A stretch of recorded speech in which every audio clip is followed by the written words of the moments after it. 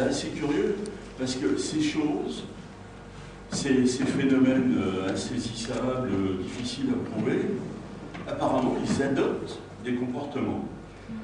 Alors, j'ai choisi de vous parler d'un sujet, d'un aspect de la question. Il y en avait des tas d'autres qui se présentaient. Mais j'ai choisi de vous parler de ce que j'appelle les crashs de rien. Cette histoire de crash de rien, je vous dis deux mots de ce que c'est. On s'est aperçu, au fil des années, qu'il y avait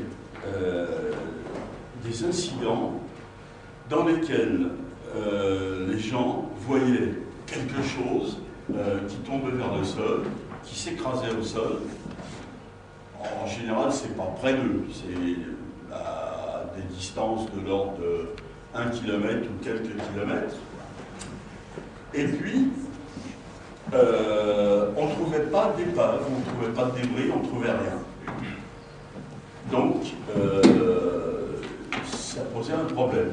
Alors, avec un copain, on a commencé à appeler ça les crashs de rien, par analogie avec les crashs de prix, puisque apparemment il y avait eu crash, mais bon, il n'y avait rien. Donc on appelait ça les crashs de rien, parce qu'on avait envie de s'amuser. Bon, depuis, la situation a un petit peu évolué. Maintenant, il y a lieu de distinguer deux sortes de crashs de rien.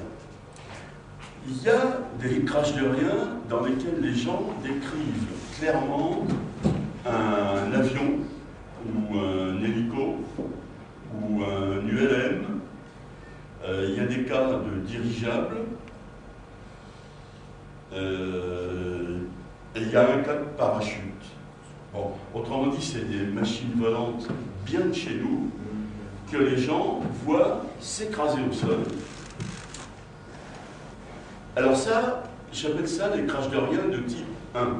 Type 1, ça veut dire les témoins ont reconnu un machin bien de chez nous.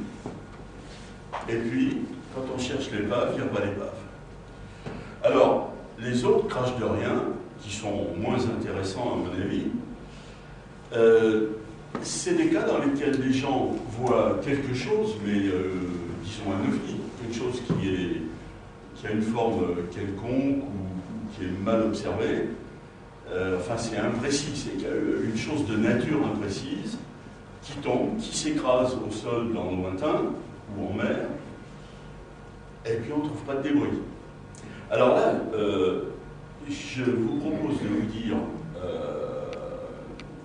à peu près ce que je sais, ce qu'on a pu trouver sur des crashs de rien de type 1, c'est-à-dire, grosso modo, des avions.